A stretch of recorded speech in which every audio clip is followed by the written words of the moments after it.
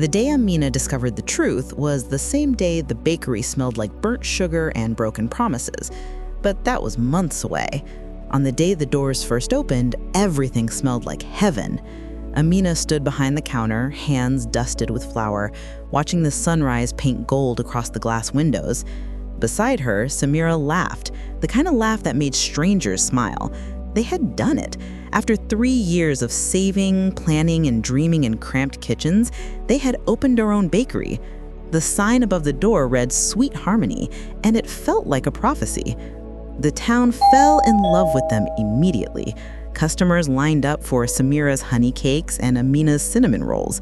Old women brought their grandchildren, young couples shared pastries on first dates. The bakery became a heartbeat in the neighborhood, pulsing with warmth and life. Amina's husband, Kareem, visited every morning before work. He would kiss her forehead, grab a coffee, and tell her how proud he was. Samira would tease them, calling them the perfect couple. And for a while, it seemed true. But perfection is just a mask that hides the cracks underneath. It started so small that Amina almost missed it.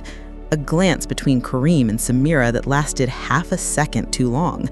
A phone call Samira took outside, her voice dropping to a whisper. Tiny moments that meant nothing, or everything. At night, Amina lay beside her husband and told herself she was imagining things. Kareem loved her. Samira was her best friend. They would never hurt her. But deep in her gut, something whispered a different truth. The bakery thrived, the business grew, and beneath the sweetness, something rotten began to spread. Amina did not know it yet, but the betrayal she feared was already living in her home. It had been there all along, wearing a familiar face, waiting to be discovered. 3 months after opening, the sweetness began to sour. Kareem stopped visiting the bakery in the mornings. He said he was busy with work, that his schedule had changed. Amina believed him because she wanted to, because doubting him felt like doubting gravity, like questioning something that had always held her world together. But the signs multiplied like shadows at dusk. He came home late.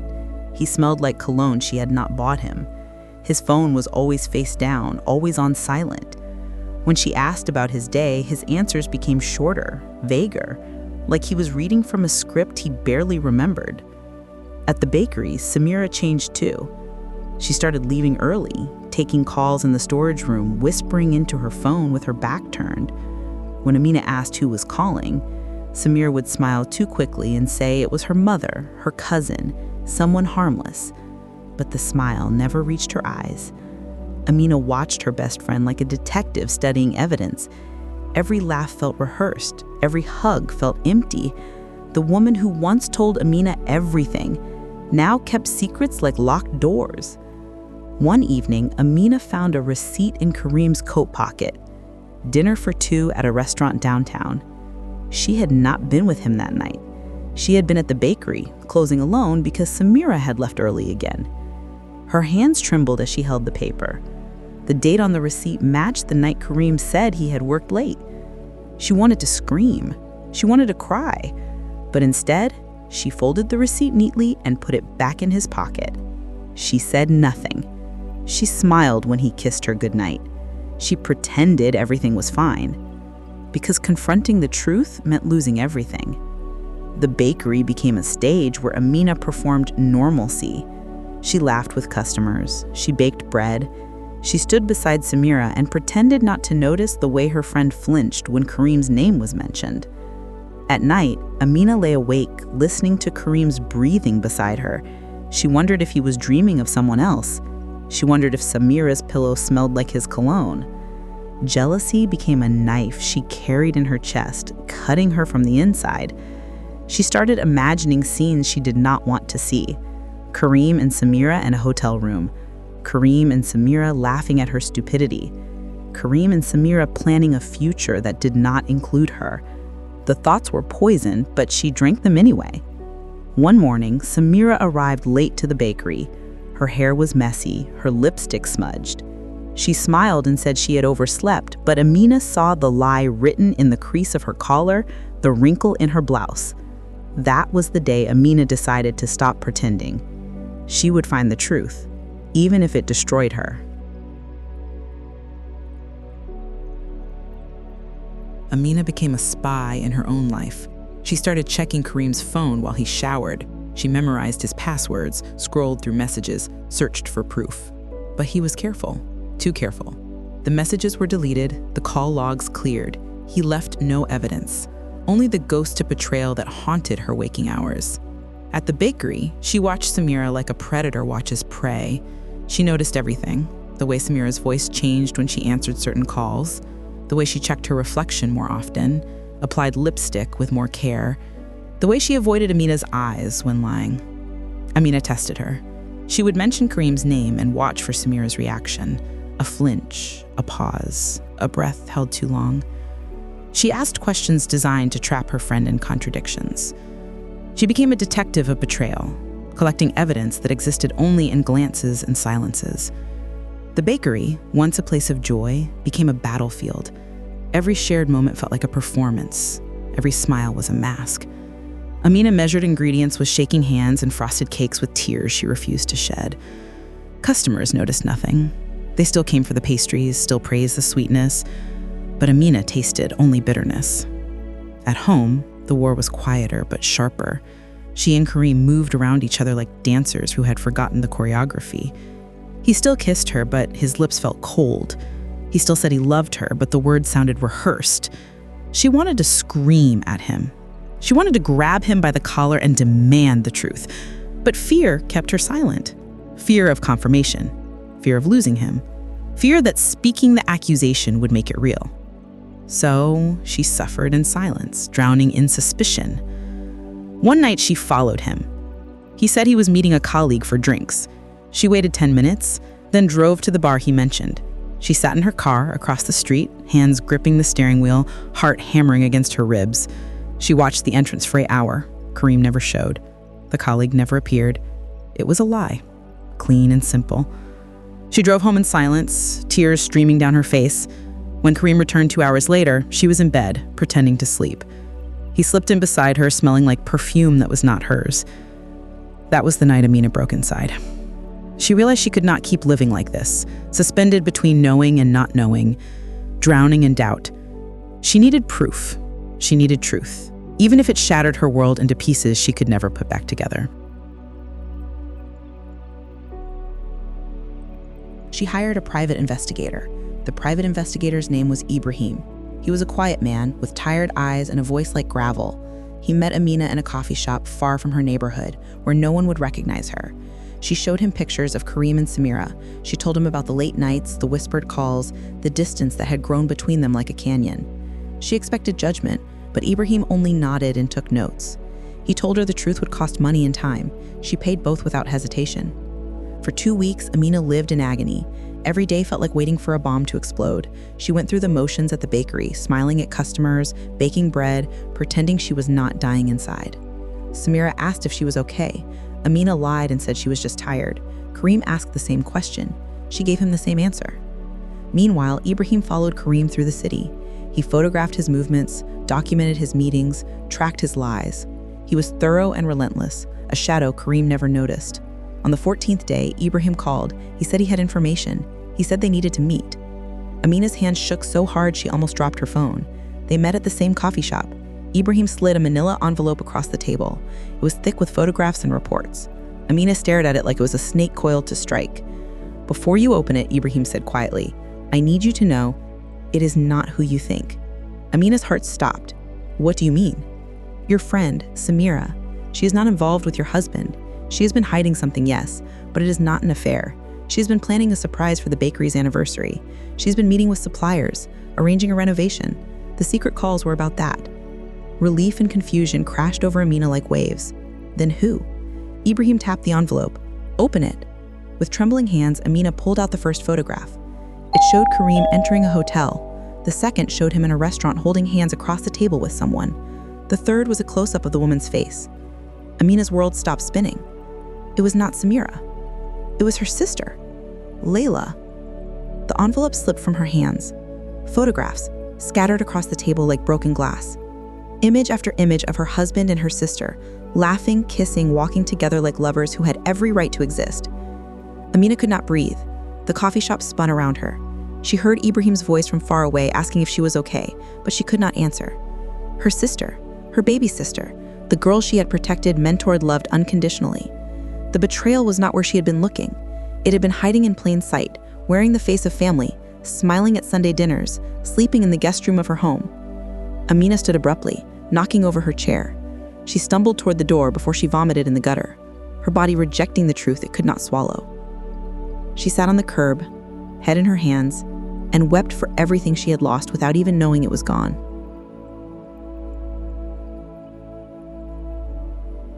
Amina did not go home that night. She drove aimlessly through the city, Ibrahim's photographs burning in her passenger seat. Every red light was a moment to scream. Every empty road was a chance to cry until her throat was raw. By dawn, she knew what she had to do. She called Lila. Her sister answered on the third ring, voice thick with sleep. "Come to the bakery," Amina said. Her voice was ice. "Now." There was a pause. "Why? What is wrong?" "You know exactly what is wrong." Silence. Then, quietly, "I will be there." Amina arrived at the bakery before sunrise. She unlocked the doors, turned on the lights, and waited. The space that had once felt like a dream now felt like a tomb. Lila arrived 20 minutes later. She looked small in the doorway, younger than her 26 years. For a moment, Amina saw the little girl who used to follow her everywhere, who called her big sister like it was a title of honor. Then she remembered the photographs, and rage replaced grief. "Sit down," Amina commanded. Lila sat, her hands twisted in her lap. She would not meet Amina's eyes. "How long?" Amina's voice cracked like breaking glass. Lila flinched. 6 months. 6 months, half a year of lies, half a year of betrayal disguised as family dinners and sisterly advice. Why? It was the only question that mattered. Lila finally looked up. Her eyes were red, but there were no tears. "Because I love him." The words hit Amina like a fist. "You love him. He is my husband." "I know." Lila's voice rose, defensive and desperate. "I know, okay, but you do not understand. He sees me. He listens to me. He makes me feel special in a way no one else ever has." Amina laughed, a horrible broken sound. "So you destroy my marriage because you feel special?" "You were so busy with the bakery," Lila shot back. "You stopped paying attention to him. You stopped caring. I was just there when he needed someone." "You were there?" Amina stood, her chair scraping against the floor. "You were supposed to be my sister. You were supposed to love me." "I do love you." Lila stood too, desperation spilling over.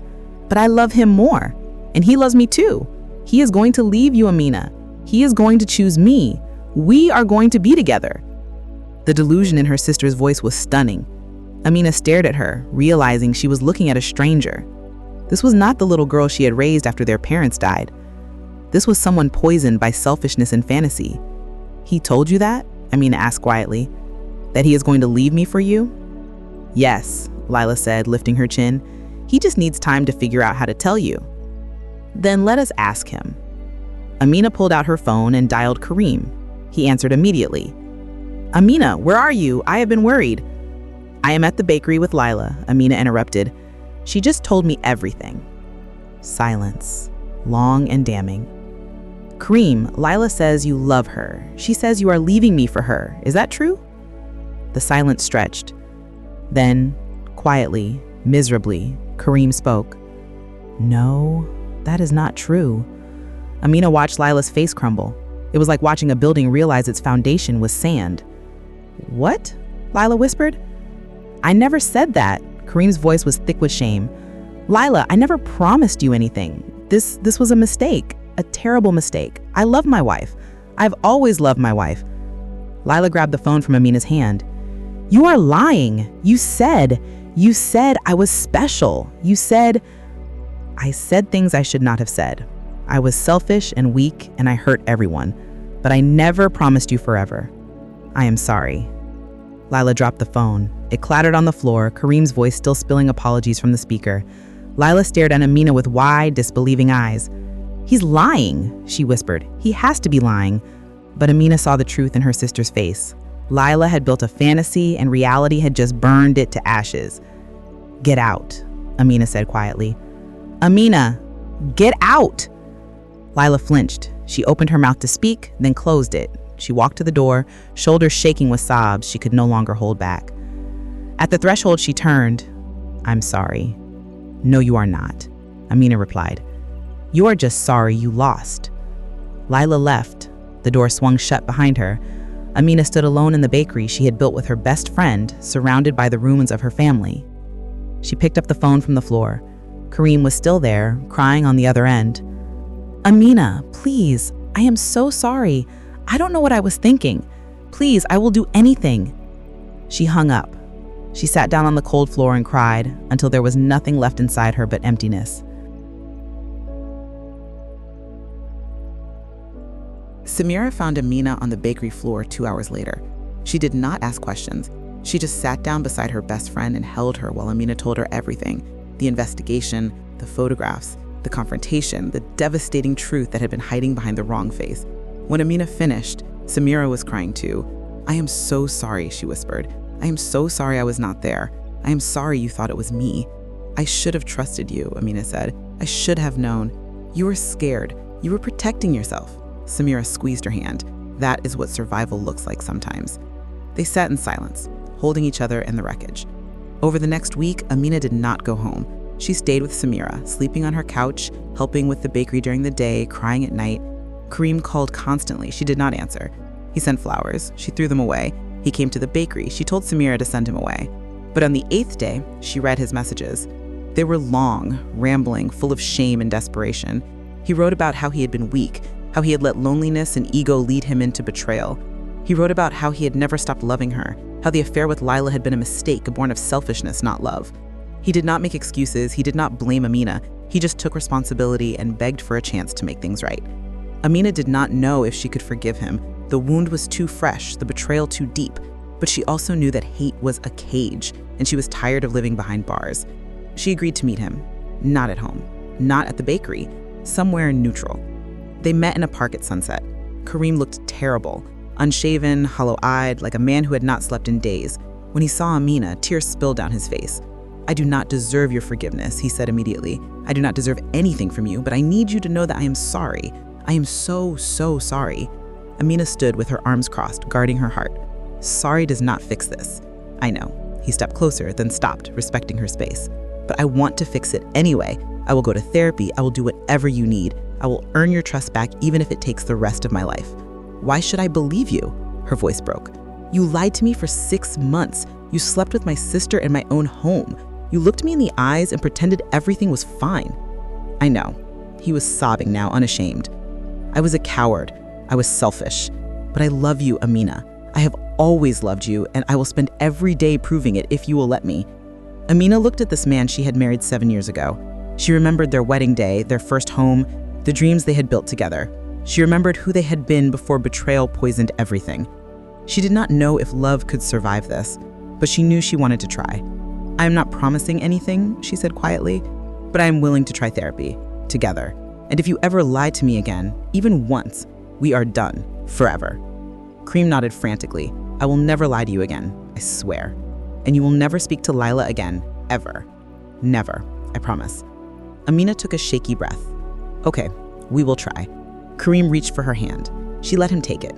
It did not feel like it used to. It felt fragile and uncertain, but it was a beginning. Meanwhile, Lila spiraled. She called Amina constantly, begging for forgiveness, claiming she had been manipulated. Amina blocked her number. She sent letters. Amina threw them away unopened. Samira asked if Amina would ever forgive her sister. Amina did not have an answer. The betrayal from Lila cut deeper than the betrayal from Kareem. A husband could be divorced. A sister was supposed to be forever. But forever was a lie. At the bakery, Samira revealed her secret, the renovation plans she had been hiding. She had wanted to surprise Amina for their 1-year anniversary. The new ovens, the expanded seating, the fresh paint, it had all been a gift. Amina cried when she saw the plans. Not from sadness this time, but from gratitude. She had spent months suspecting her best friend of betrayal, and all along, Samira had been planning a celebration. I am so sorry I doubted you, she whispered. You were hurting. Hurt people make hurt decisions. But we are still here, and we are going to be okay. They hugged in the middle of the bakery, surrounded by flour and forgiveness. The renovation began the following week. As the walls were torn down and rebuilt, Amina felt something inside her rebuilding too. It was slow and painful, like bones healing after a break, but it was happening. Kareem started therapy. Amina joined him. They talked about the affair, the distance, the ways they had both failed their marriage. It was brutal and exhausting, but necessary. Slowly, carefully, they began stitching their life back together.